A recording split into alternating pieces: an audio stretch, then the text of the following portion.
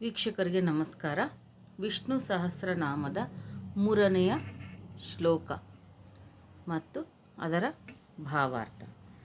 ಯೋಗೋ ಯೋಗವಿದಾನ್ನೇತ ಪ್ರಧಾನ ಪುರುಷೇಶ್ವರಃ ನಾರಸಿಂಹ ಶ್ರೀಮಾನ್ ಕೇಶವ ಪುರುಷೋತ್ತಮಃ.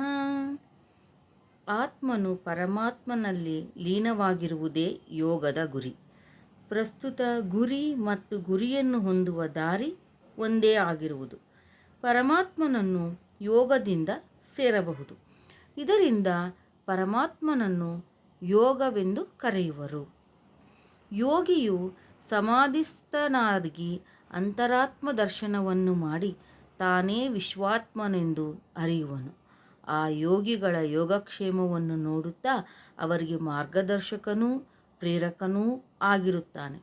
ಆದುದರಿಂದ ವಿಷ್ಣು ಪರಮಾತ್ಮನಿಗೆ ಯೋಗವಿದಾನ್ನೇತ ಎನ್ನುವರು. ಪ್ರಕೃತಿಯನ್ನು ಪ್ರಧಾನ ಎನ್ನುವರು.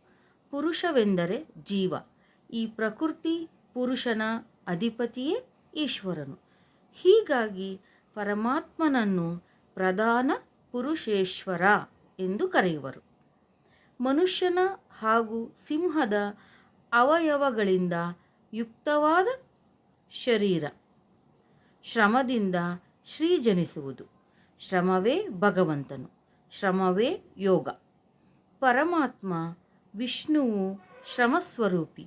ಆದ್ದರಿಂದ ಸದಾಕಾಲ ಅವನ ಎದೆಯಲ್ಲಿ ಶ್ರೀಲಕ್ಷ್ಮಿಯು ನಿವಾಸ ಮಾಡಿಕೊಂಡಿರುವುದರಿಂದ ವಿಷ್ಣುವು ಶ್ರೀಮಾನ್ ಆಗಿರುವನು. ಸುಂದರವಾದ ಕೇಶರಾಶಿಯುಳ್ಳವನು. ಕೇಶಿ ಎಂಬ ರಾಕ್ಷಸನನ್ನು ಕೊಂದವನು.